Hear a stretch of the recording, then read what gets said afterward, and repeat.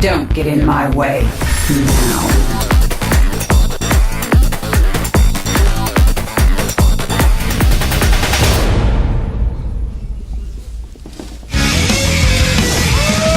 Welcome back to the GSTL where the games are good and the 6 is hot. Here at the Hot 6 GSTL.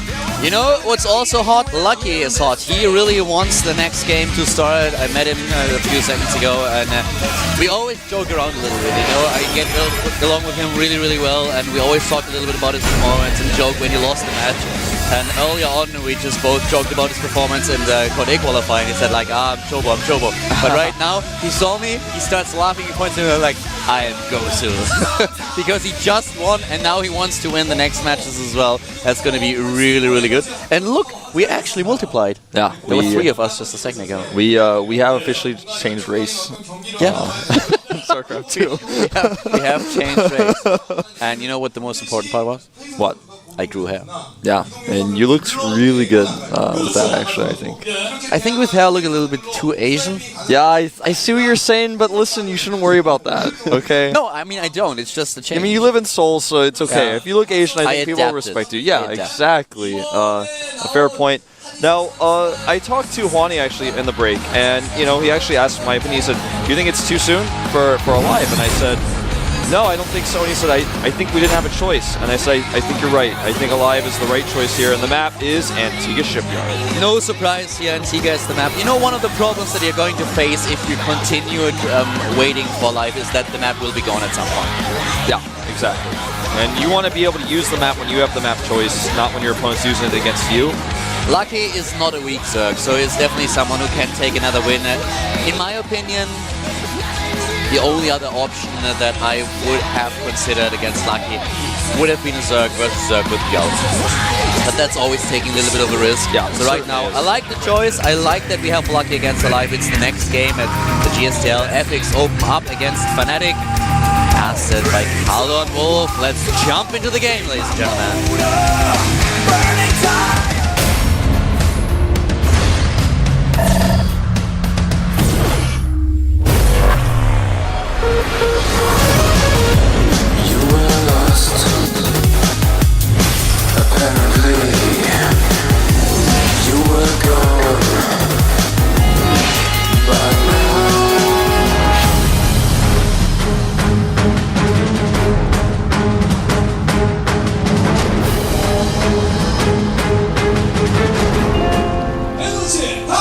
Antigua Shipyard is our 4th map, and starting to the left side is the FXO Zerg player taking down Rain, now up against the second Terran player for the Fnatic team.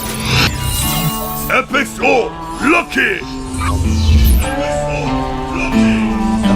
It's you know, more skill-based than luck, really, though. Yeah. I would say. I would definitely say so. To his right side is one of the players in the Fnatic team that wants to keep his team alive with a win now on Antigua Shipyard. The Terran player, the second Terran for the team, is Fnatic Radical Alive! There's some fans and some cheerfuls in the audience for Alive. In fact, one of them holding it up right now. I don't know if we'll get on camera or not, but a Korean fan really cheering for Alive here and for Fnatic. And it's just good to see that, you know, even in Korea, a global team can be really loved by Korean fans quite well.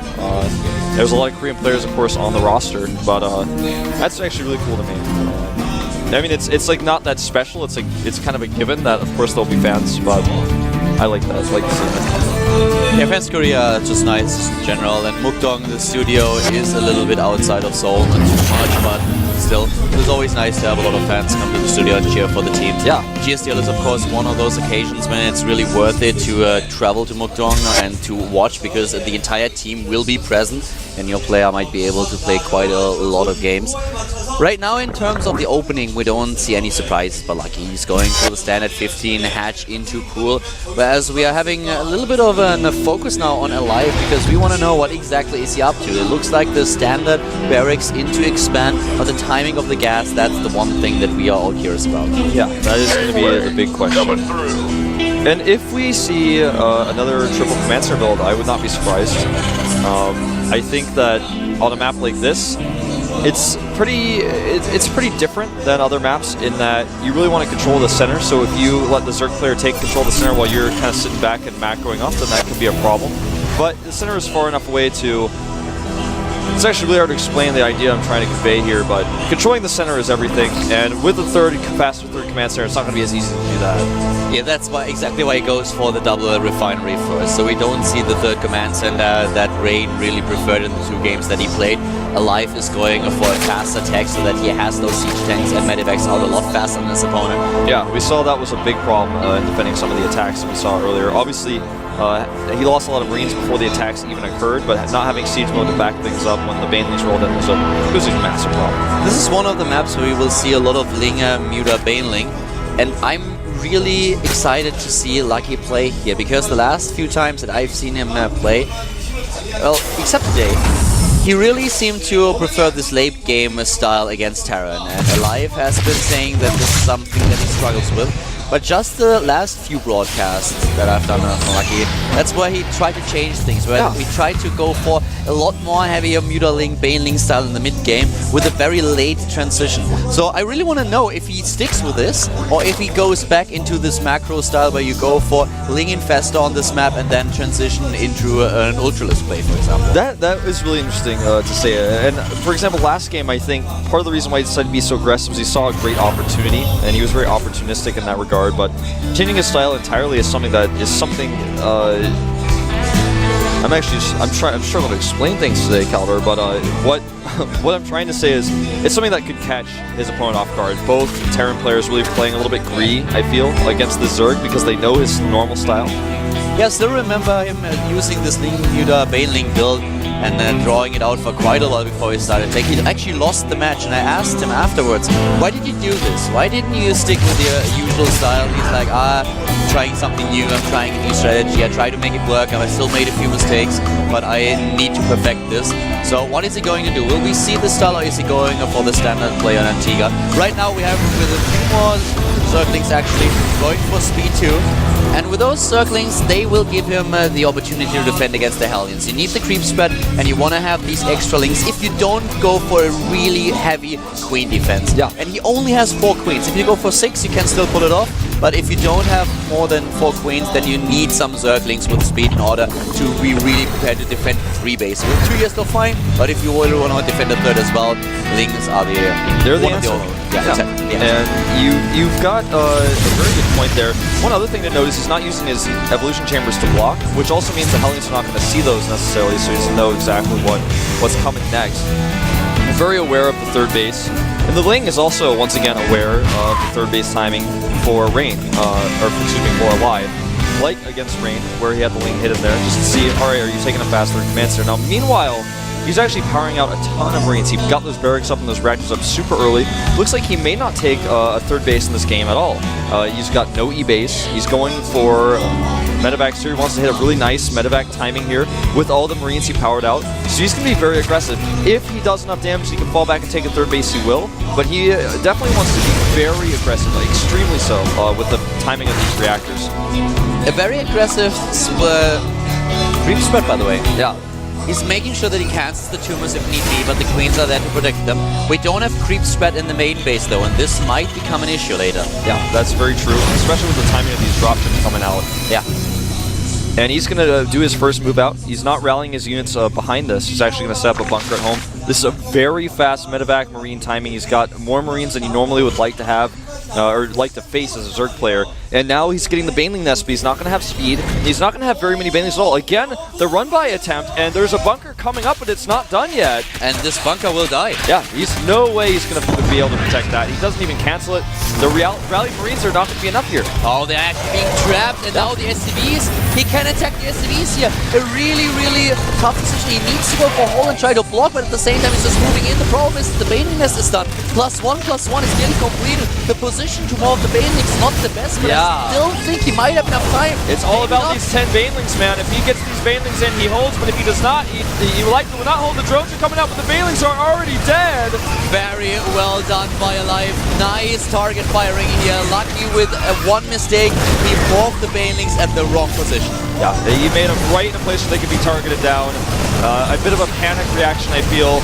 Now he's losing so many drones. A few of them actually do escape, though. And he actually may lose a medevac to that score. That was a close call. He's trying to save his third. Will the Banelings be targeted? He needs a target. Yep, and he does. Really well done. Oh, there are a lot more, though. He's going to have to lift up, most likely. He lifts some out. Really well done, though, by Alive, and this was definitely worth it. Look at how many resources Lucky already lost. He lost 3,300 against 1,000. And 17 workers killed in total for Alive. A lot of SCVs damaged at the natural by the Zergling run by, but many of them survived. They've got, 20 hit points, 30 hit points left. He only took down 5, and now we suddenly have 48 harvesters against 53 in favor of Alive, that is. Yeah. And Alive is taking his third base now. He fell back to that after the damage has been done. One thing that is a little bit of a concern for him is his upgrades as well. Right now he's getting 1-1, whereas the Zerg player is already getting +2 Carapace. It's halfway done. He's getting an Infestation Pit as well, so tech-wise, Alive is not in the best place. Yeah, but it's not too bad. I mean, it could be better, but right now this drop just did so much damage, and him controlling the Zerglings in the middle of the map is also awesome. He has 100 supply over 86. The infestation bit, of course, now really important, but a big problem here for Lucky. He is definitely behind in this game, and he has to be very, very careful how he approaches the next step. Yeah, he's got to make sure his drop defense is as solid as he's known for being. He does not have vision, actually, because the watchtower is not his of these drops coming in. He's going to see it with the Overlord, but maybe a few seconds too late. It looks like he wants to target down this hatchery, but there's already a few Banelings nearby. Not going to be able to get away with that. And the dropship, if it's targeted, may be taken out. Nice pullback by Alive, just saying, I'm allowing you to kill some of my Marines here, but the medevac is far more important. And he definitely is. With the medivacs that he has in the game already, he can do so much, not only the drop play, but also, of course, make sure that he has a nice defense here and position on the map itself. Especially since there's no anti-air. We still don't have any infestors for fungal and infested Terrans, so Queens is basically all that Lucky has in order to defend against the medivacs. Alive going, by the way, with another one of those medevacs to the north with the drop. It is spotted, and the Lynx come back, so he just tries to pick off an Overlord. He's unsuccessful, but he's still making Lucky multitask, run around the map, left and right with his Lynx. He doesn't, like you said, doesn't have Mutus, he doesn't have the Infestors out, so he can't shut these drops down yet. The first 4 Infestors are timing out here with Pathogen Glands, so he's going to be able to use those to trap medevacs and punish Alive if he ever comes into the range. One of the problems that we have is also that currently Fnatic has a good grasp on the map. This fourth base is very optimistic. Yeah, that was... I'm not quite sure what he tried to achieve, but that was a little bit obvious that this would not last. Yeah, he... And the creep spread is something that concerns me at first. Yeah, he's only doing a great job, but now with the map presence that Fnatic Alive has, he's doing great here. Yeah, he's only got 1 tumor at a time coming down on the left side. And the bungles here are so important. Already a decent split from Alive. The tank is in a great spot, but it will get picked off now. He's just trying to bully his way through here, and the Infestors now running a little bit low on energy. Will Alive actually continue the push? No, he says, I'm going to turn back and just hold the watchtower, it looks like. It's a very uncomfortable position also for Lucky, who is not really aware if he can actually engage against this. He's trying to chase this army down right now, and Alive seems to sacrifice at least one of those tanks. Yes, he can't make it work. He's not willing to sacrifice the medivac or try to use the medivac in order to lift them. He doesn't know if there's enough fungal energy available for the Zerg player and if he's in range. Yeah, this is a great attack.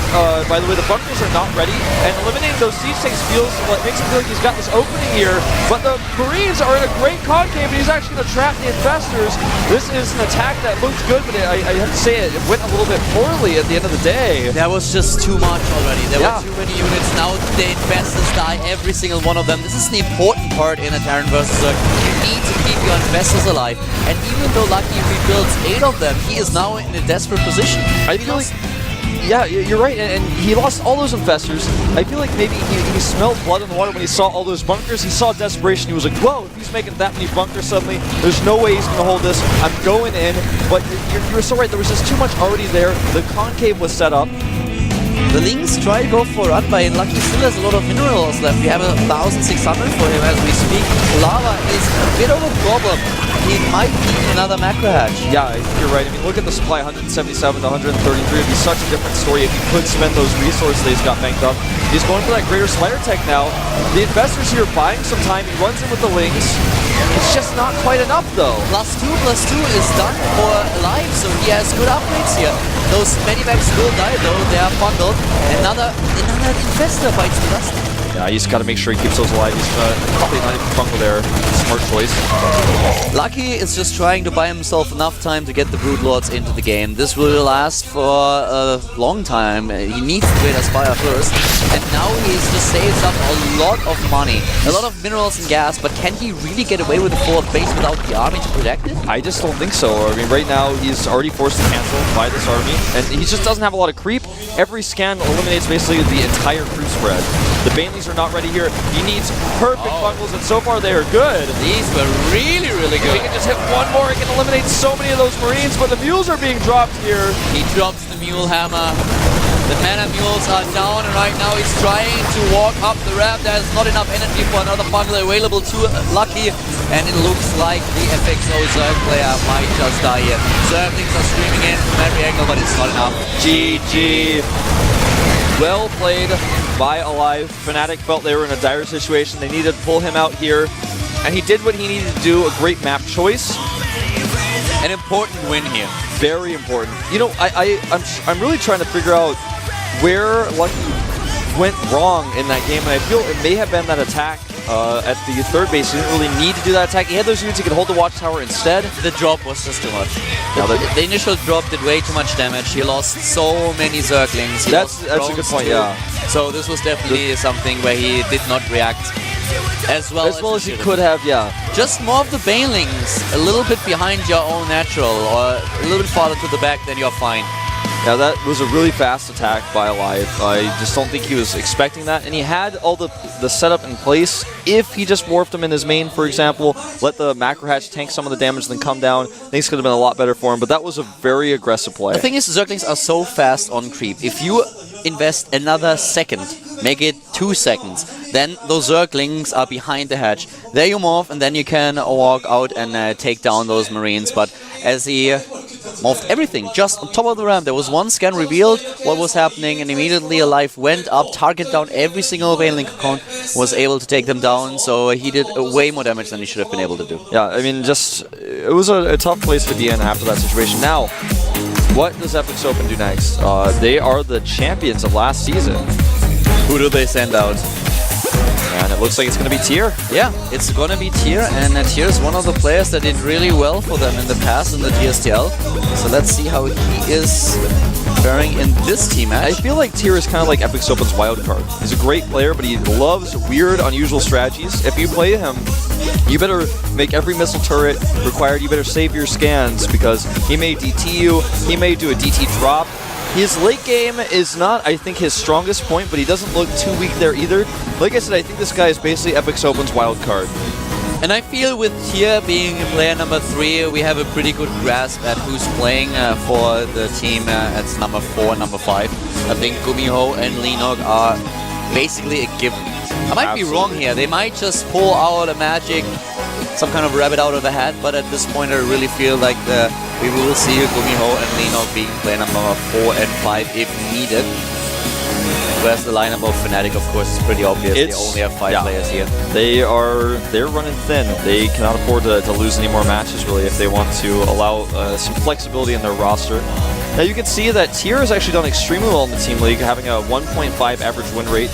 This guy is so unpredictable, but the thing is, you know, Genius is unpredictable in one way. Another pro has compared him to, where you don't know if he's going to go Nexus first, or he's going to Nexus cancel 4-gate you, or if he's going to go for a Void Ray all-in. That's one thing. This guy does strategies no one's ever seen before when he plays against you sometimes, so it's really, really hard to prepare for this player mentally. And Tier definitely now also a different matchup for Alive. So this challenge Alive on a new level, and he wants to stay, well, sorry for the pun, but he wants to continue playing, so he wants to stay alive. Yeah, he does. He wants to stick in here for his team and get as many points as possible. Because the problem is that I mean, Wani talked about it in the interview. They were down after the first game, and this is what happened to them in every single match so far. Every single time, they had to try to catch up. And this is also the case right now. Yes, the score is tight, but it is FXO who chooses the map, and therefore has a slight advantage. So if Alive is able to take a win, then suddenly we'll have the reverse situation.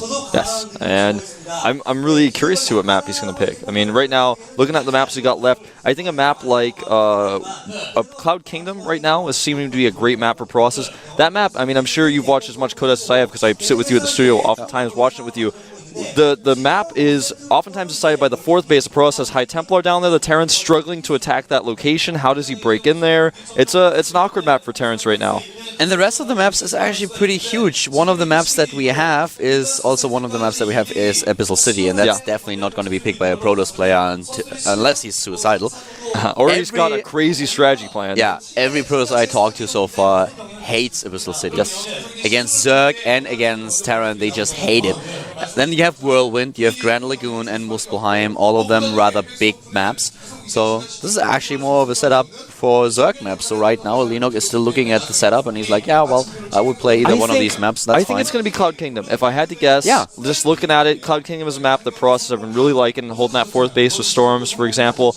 There's all the normal timings you can use as a Process player you can use on that map as well. So it's a bit tougher for Terrans. Plus, I feel out of all the maps that you mentioned left, Cloud Kingdom is the worst for Zerg. I guess, I mean, it's not bad for Zerg, but the other maps are better for Zerg overall. Maybe not so much Muspelheim, but... It might be weird to say like that it's the most normal map. Yeah. It's one of the most established maps that we have in the pool. Every other map was introduced either this season or last season. So if it comes down to experience and practice on a particular map, then Cloud Kingdom is definitely the choice. I think so. Right now, okay, I think we finally have the lobby, so I can jump in here and tell you guys what map it's going to be.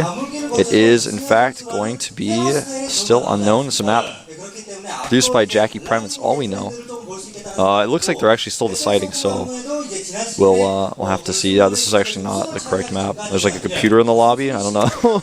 Yeah, there seems to be some different. Actually, one of the replays is just being watched right now. If I'm not mistaken. Yeah. I'm not quite sure if there was a problem with the last game, but I don't think so, especially since, well, everyone was apparently kind of happy with the result. Yeah, I mean, objections. Obviously, Alive is still in the booth, and we saw Tyr in there as well, so I think, in general, I don't see any problems going on. Probably just maybe the Korean cast is reviewing a little bit more. It's Legend who's in the replay in my friends list, so I thought that was a bit strange. I'm really excited to see what the map is. If once we know that, we can start talking about the strategies. Obviously, Tyr's a guy I mentioned earlier. He made DT drop. He made Void Rail in. He may proxy a Robo. I mean, this guy has done crazier things in the past. He might even 2-gate proxy. Talking about the maps, if Cloud Kingdom is being picked right now, we have the 4 maps that we already talked about, and all of these maps are pretty decent for Zerg. And we have 2 big Zerg players left, one for each team. We have Bial and we have Lenok. Bial for Team Fnatic, of course, one of the key players in the past, especially in the last GSTL season, but also in this season. He had some decent results. With Moon not being here, being at DreamHack Valencia, this is the only Zerg that they currently can rely on. And, well, of course, always excluding Jay, who already played, who is already out. And now we actually have the invite, so let's have a quick look what exactly is going on. We have as the next map, we don't know. It's one of the bugged out maps where when you try to look at the preview, you can't see it, but I'm guessing that it's going to be Cloud Kingdom. If I had to guess... Well, we're going to find out fairly soon, and both players already joined the lobby, so we are good to go, I guess. A Protoss versus Terran is going to be the 5th game today between Fnatic and FXO. The current score is 2-2. Both teams able to secure themselves 2 wins. And Alive is on a decent stroll right now. So far, the Terran players for Team Fnatic are doing well. Here we have him to the right side. Muspelheim, interesting. So far, a pretty good map for Alive, but I would not be surprised if we see something crazy from Tyr. This is a great map for cannon rushing, has actually been seen before. In this matchup, you very rarely see that. Sase is actually the only person I can think of who's done that in a professional match.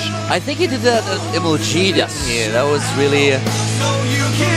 Didn't he do it against Kumi? I cannot remember the player he did it against. The cannon rush was just like the only thing I was thinking about when I was watching that game.